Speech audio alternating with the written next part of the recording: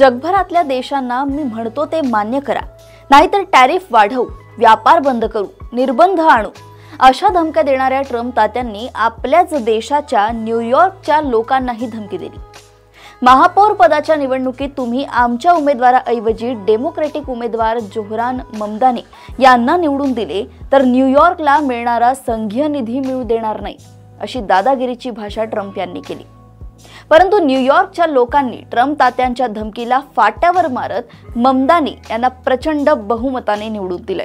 अमेरिकेचे राष्ट्राध्यक्ष Donald Trump यांनी प्रतिष्ठेच्या बनवलेल्या आणि सारी ताकद लावलेल्या या निवडणुकीत युवा, हिस्पॅनिक आणि गौरेतर मतदारांनी भारतीय वंशाच्या मुस्लिम उमेदवाराला निवडून देत ट्रम्प यांच्या हेकेखोर राजकारणाला सणसणीत चपराक लगावली आहे।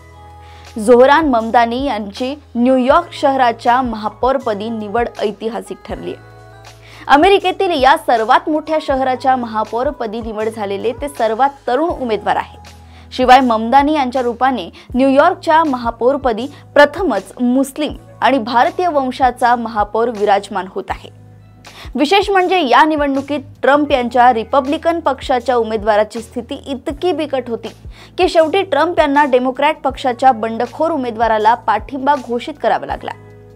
रिपब्लिकन पक्ष आणि डोनाल्ड ट्रम्प यांनी ममदानी यांची मुस्लिम आणि स्थलांतरित पृष्ठभूमी वारंवार अधोरेखित केली, परंतु त्याचा फार परिणाम झाला नाही।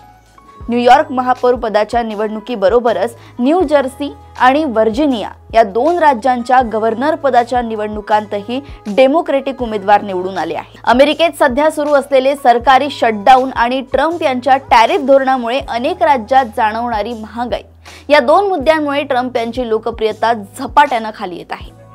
थोडक्यात सांगायचं तर जगासमोर दादागिरी करणाऱ्या ट्रम्प यांना त्यांच्याच देशातील लोकांनी त्यांची जागा दाखवून देण्याचं काम केलंय। अशाच घडामोडी व अपडेट सोबत पुन्हा भेटूया देशोन्नती संपादकीयमध्ये। बघत रहा देशोन्नती। नमस्कार।